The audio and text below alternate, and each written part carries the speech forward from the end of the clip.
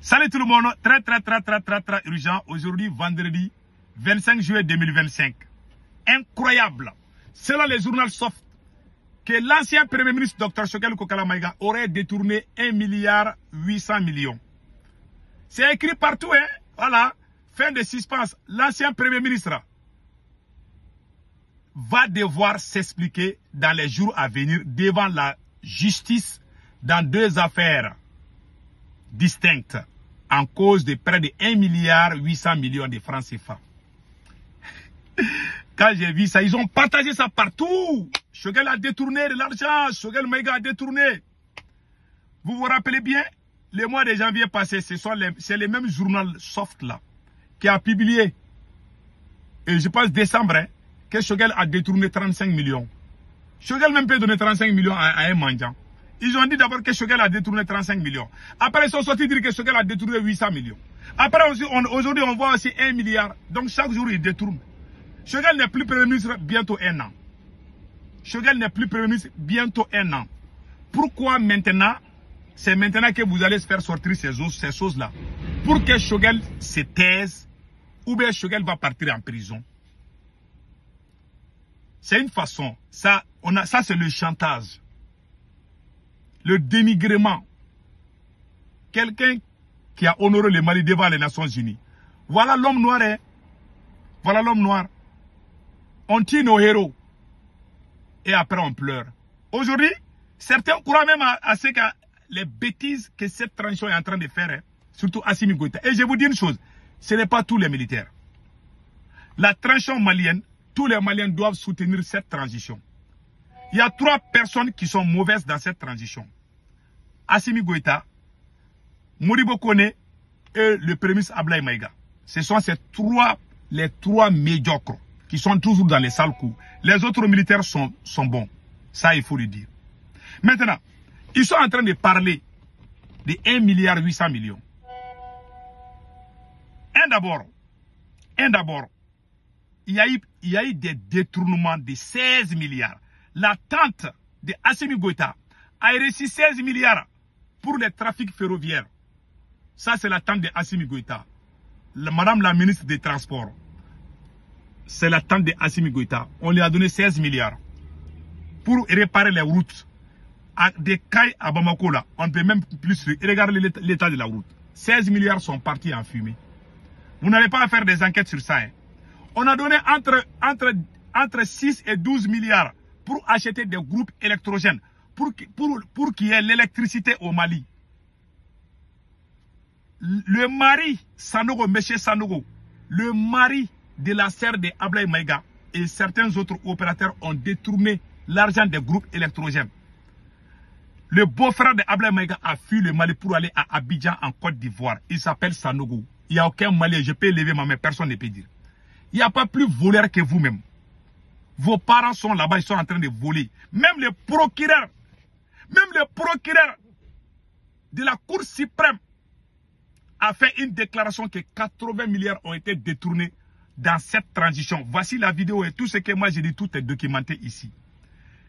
Le mois de décembre 2024, le procureur général de la Cour suprême a dit qu'il y a 11 ministres. 11 ministres sont impliqués dans un détournement de 80 milliards. Est-ce que vous avez entendu ces choses-là? Est-ce que vous avez entendu ces choses-là au Burkina ou au Niger que 80 milliards ont été détournés? Mais au Mali, 80 milliards ont été détournés par 11 ministres. Voici la vidéo.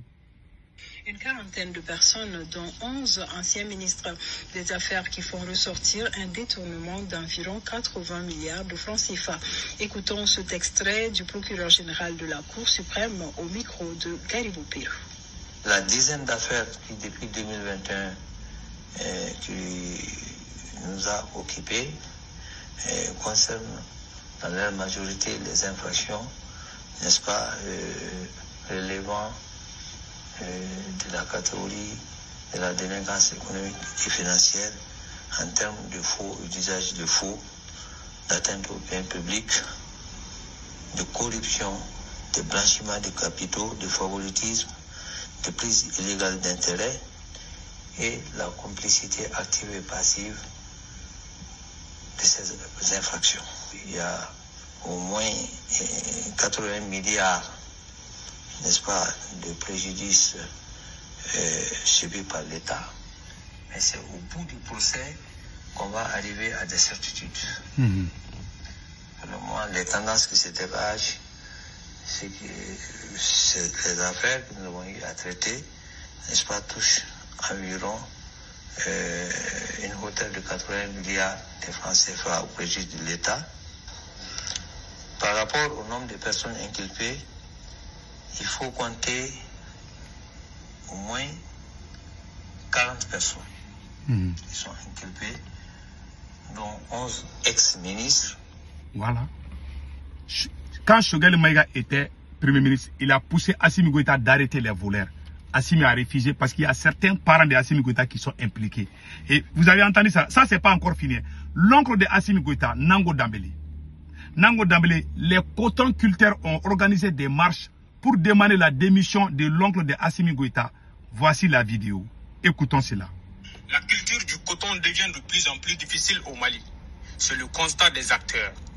Les sociétés coopératives des producteurs de coton, à travers le délégué de 4 filiales de la Compagnie malienne pour le développement du textile, ont tenu une assemblée générale le 5 mai 2024 à Douala. Ils se sont retrouvés à Bamako pour établir les recommandations formulées par cette assemblée en vue d'une amélioration de leurs conditions. Voilà, de leurs conditions. Maintenant, regardez leurs recommandations. Je pense que j'ai la vidéo là ici. À l'avancement du secteur du coton. Et revoir les recommandations de l'assise sur le coton tenu du 25 au 30 janvier 2021. Je m'excuse. À l'avancement du secteur voilà. du coton. Et revoir les recommandations de l'assise sur le coton tenu du 25 au 30 janvier 2021. Limogeage ou la démission du président directeur général de la CMDT, M. Nango Dambélé. Voilà. Ça, c'est l'oncle même de Assimi Goïta. Qui est M. Nango Dambélé? Les cotonculteurs ont demandé la démission de l'oncle de Assimi Goïta. Il a détourné plus de 80 milliards. Voici l'oncle de Assimi Goïta, Nango Dambélé. Le voilà ici. Je pense que j'ai là. Voilà, voici la photo. C'est lui. Il a fui au Mali pour venir se réfugier aux États-Unis. Donc, quand vous avez problème avec quelqu'un, vous poussez la justice contre la personne. C'est votre stratégie, c'est connu. Ils pensent que s'ils font ça là, Choguel Maïga va se taire. Ou bien Choguel Maïga va partir en prison. Choguel Maïga ne va pas se taire. Il va parler ce qui est bien pour le Mali. Ce qui ne va pas au Mali, il va le dire aussi. Vous pensez que vous pouvez empêcher les gens de parler au Mali? Non. Même Haïdara, l'un des plus grands prêcheurs du Mali, Haïdara a critiqué, il dit que vous êtes là, vous détournez de l'argent, vous construisez des étages, des villas pour vos copines. C'est le président de tous les musulmans du Mali, qui s'appelle Ousmane Chéri Maran Haïdara, qui a dit ça publiquement, que vous êtes en train de construire des maisons pour vos copines. Voici la vidéo est en Bambara. Je vais traduire. Écoutons Ousmane Chéri Maran Haïdara. Voilà, la vidéo est là.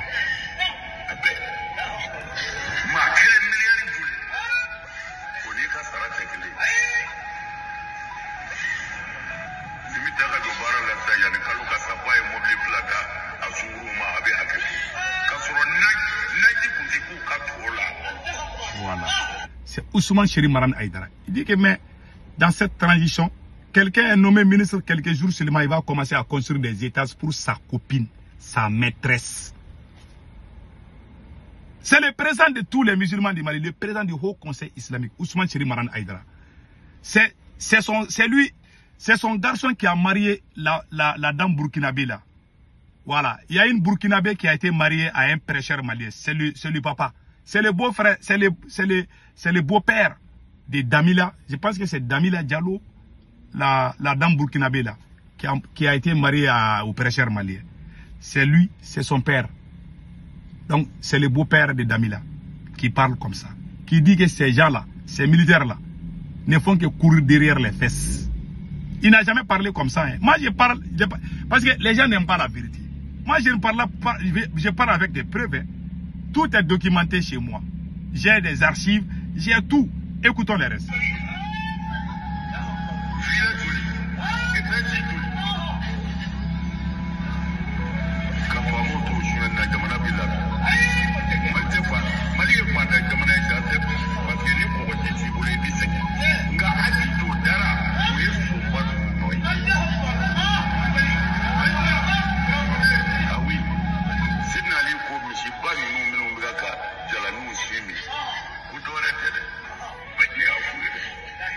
Voilà, que lui il les a dit, hein. Il les a dit. Ils ne sont pas sérieux. Ils sont là-bas en train de bouffer. Et pire encore, le même oncle de Assimi Goïta a vendu des produits toxiques. Moi, dans ma région, la région de Kita, ils ont vendu des produits toxiques qui ont causé la mort de plusieurs cultivateurs. Celui qui a fait ça, il s'appelle, je pense que j'ai la photo du monsieur ici. Attendez là, il s'appelle Momo Diakité. Voilà, Moro Diakité. Je pense que c'est Moro Diakité. J'ai la vidéo de Moro Diakité que je vais vous montrer tout de suite. Voilà, Moro Diakité. Voilà Moro Diakité. C'est lui qui s'appelle Moro Diakité. Le conseiller spécial de l'oncle de Assimi Goïta. Son vocal est sorti. Ils ont avoué qu'ils ont vendu des mauvaises qualités de produits toxiques qui a causé la mort de plusieurs cultivateurs, plusieurs cotonculteurs. Je vais vous montrer ça tout de suite. Écoutez bien. Bonsoir, chers collègues administrateurs généraux. Ce soir, le PDG vient de m'informer que une commission de la présidence doit tourner en zone CMDT pour la problématique des produits antijacides, notamment